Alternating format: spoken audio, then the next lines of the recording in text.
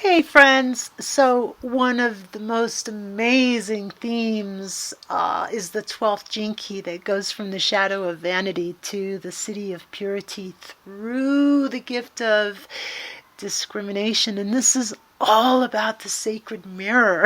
The narcissist's mirror is the mirror of the mind, and the mirror of the mind reflects or doesn't the light of the heart.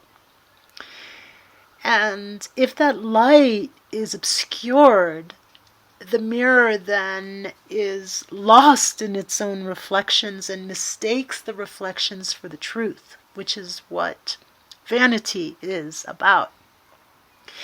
It both means that love of the little self and what is in vain, it's futile because it's the illusion, it's it's like a joke, right? And it's a really, really beautiful process to bring this reflective aspect of our consciousness, which the head mind is so excels at doing, the thinking process, the reflection, the ideation. It's such a beautiful process to bring that to a place where it is actually going to be reflecting the light of the heart, which is purity, because all in the heart of heart is pure. That's the nature of the heart. That's why the heart is the center of what we call truth. And this is the path of discrimination, of being able to discriminate, to have the perspicacity to see the difference between what is the reflection and what is reflected. And so the self, is it spelled with a little s, as in the ego, narcissus? Or is he, she, are, we, I, the I, peering into the true self? And there, of course, the love is ever flowing, inpouring and outpouring. Absolute purity. Love thyself, Know thyself is love thyself, but it's a capital T, not the little t.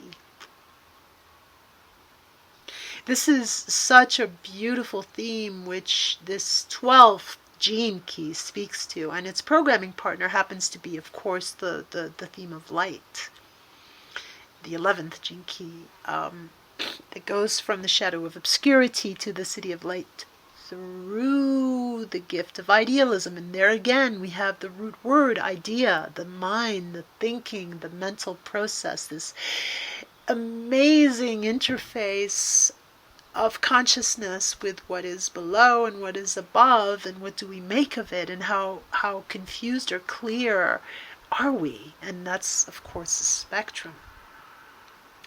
And now I invite you through the I am process to connect and integrate and incarnate your axis, the vertical axis that links what is above with what is below, which is in the eternal now. And as you become what you already are, what I already am, which is along this axis in terms of sacred geometry. Remember, words do reduce the experience and can also be helpful to intensify, to remind us of having this experience right here, right now. It's never at any other time, which is good news. The present is the gift, right? That you hold, that I hold, that you are, that I am. It's the I am. So as soon as you're going to allow the head top to be suspended, you're going to feel the breath widen and deepen and open. It really allows us to relax. And as this happens, our consciousness is then able to sink more deeply down past this whole region of the heart and the wings of the lungs, and go down deeper through the solar plexus, into the belly, to the root, through the root, bifurcating in the hips, down to the soles of the feet, to ground our consciousness here in this physical body, and beyond it into the earth.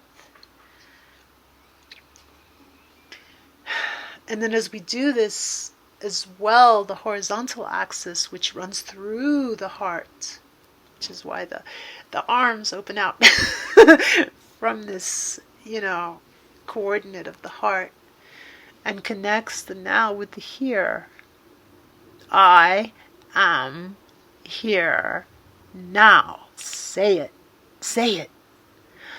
I am here now. The I am is the essence, is the verbal sound emanation of the essence of what I am, what you are, the truth of our being, here now.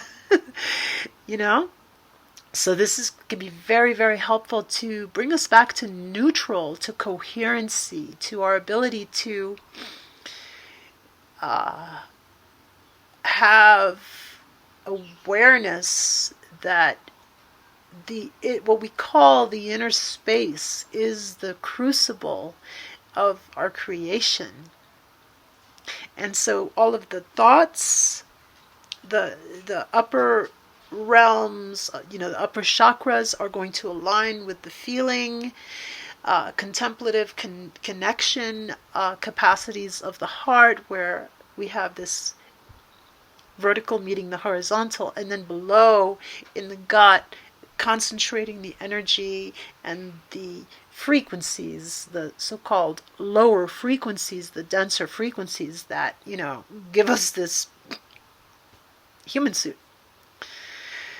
And vanity is just the first step of knowing thyself, where you turn back and you look, it's like, oh wow, look at that. That's me? Oh my goodness, and then having a kind of a continual relationship as such with oneself, and though not yet knowing oneself and thinking that oneself is what one thinks it is, which is identified with this or with that, with the body, with the function in society, with our upbringing and our enculturation, and all of the programming that goes on down here.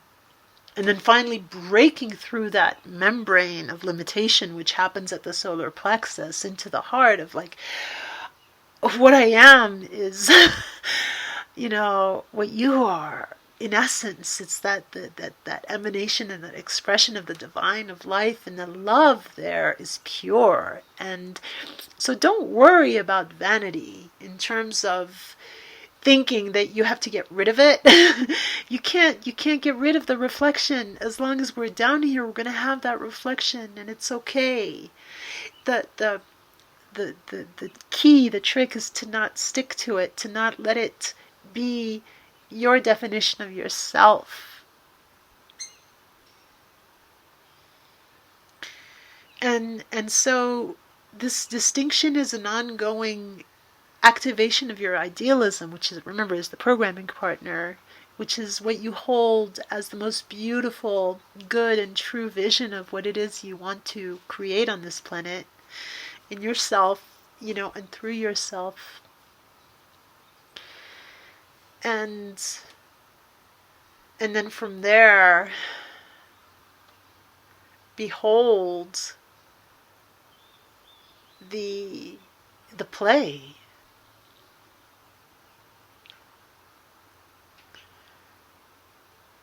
Where the shadows are a necessary part of the chiaroscuro, the clear obscure, the contrast is what gives this image its beauty as well. And knowing that at the same time, the beauty of the contrast is also in lifting out of the shadows what we don't want to be part of the picture so that we can transform it and make this a beautiful world. And that is not in vain. That is not in vain. So anyway, I hope this inspires you like it does me, and gives us nourishing food for thought that goes deeper than just the thinking, but then the feeling, and then the doing. Thank you so much for your kind attention, and speak soon.